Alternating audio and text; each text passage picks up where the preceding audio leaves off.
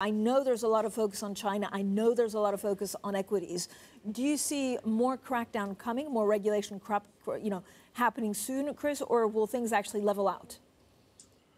Well, logically, they should start to level up. But clearly, the big problem for Chinese equities from a foreign investor standpoint is that most foreign investors in Chinese equities had their portfolios dominated in three sectors, which were internet e-commerce, education and healthcare, and these are the sectors that have borne the brunt of the regulation.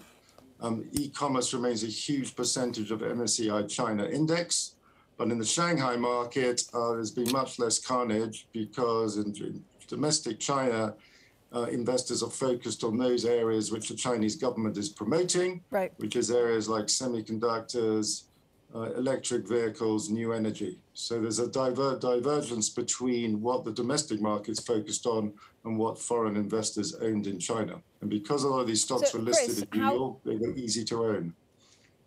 Yeah, so what do actually international investors misunderstand about China? Are we reading the crackdown wrong? Do you think it'll be deeper than we're talking about at the moment, or actually will it be more with a lighter touch over many years?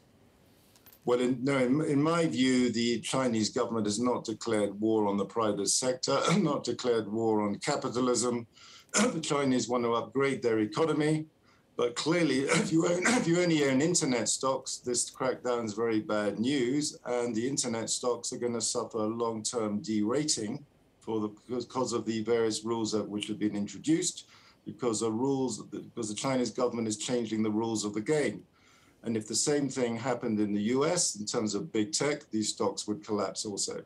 The difference is we've been debating big tech regulation in the US for 5 years and nothing's happened. The Chinese government never had a debate, they've just done something about it.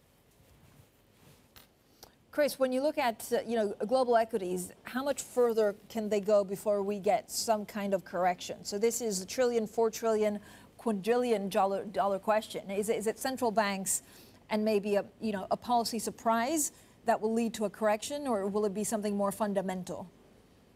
Well, a real collapse in equities, in my view, will only be caused by the emergence of a variant of COVID, which the vaccines are not effective against. That would cause a collapse. That would send Treasury bond yields back to the level we saw in the spring of last year. But in the absence of that outcome, and hopefully that doesn't happen, in my view, the only meaningful correction in equities will happen if the central banks start to meaningfully tighten. But in my view, any talk of real tapering will start a correction, and then 9 times out of 10, the central banks follow the market and stop doing whatever they were doing. Right. So, Chris, where do you see the best value? Is there anything at the moment that looks undervalued that you want to, go ahead on? No, right now, if I was adding to equities today, the obvious place to add is Japan. Japan is cheap. The earnings growth is fine.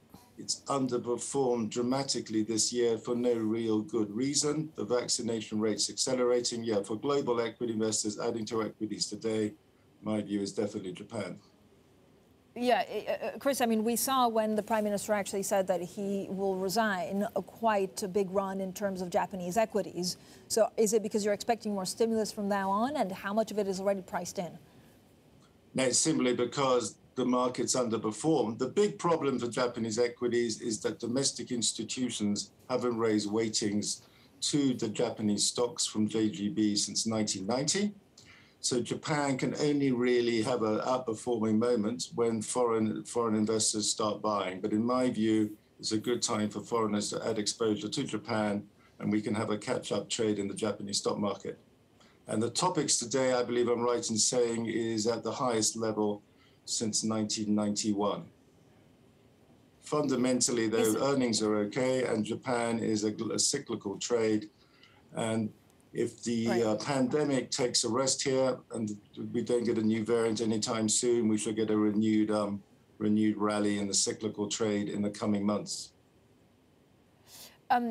Chris, can you give me a sense of what you're actually selling off? So does it look, this is what you like, what don't you not like? So what do you think investors should lay off in the next couple of months?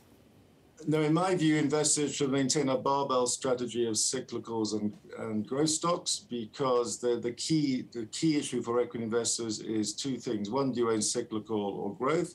And two is the inflation pickup we see clearly, transitory as the Fed believes, or more longer lasting. My bias is that the inflationary pressures will prove to be more longer lasting, which is why you want to own some cyclical stocks. But I also believe even if the inflationary pressures do prove more longer lasting, I don't believe the G7 central banks will be politically able to tighten in any meaningful manner. So that will continue to support growth stocks. So basically, I think you should own both kinds of stocks, growth and cyclicals. You should not own any bonds in the G7 world unless you believe there's going to be a variant of COVID which is vaccine resistant. Tactically today, though, I would definitely add to Japan. Thank you so much for joining us. Jefferies Global Head of Equity Strategy, Chris Wood, joining us from the Jefferies Asia Forum.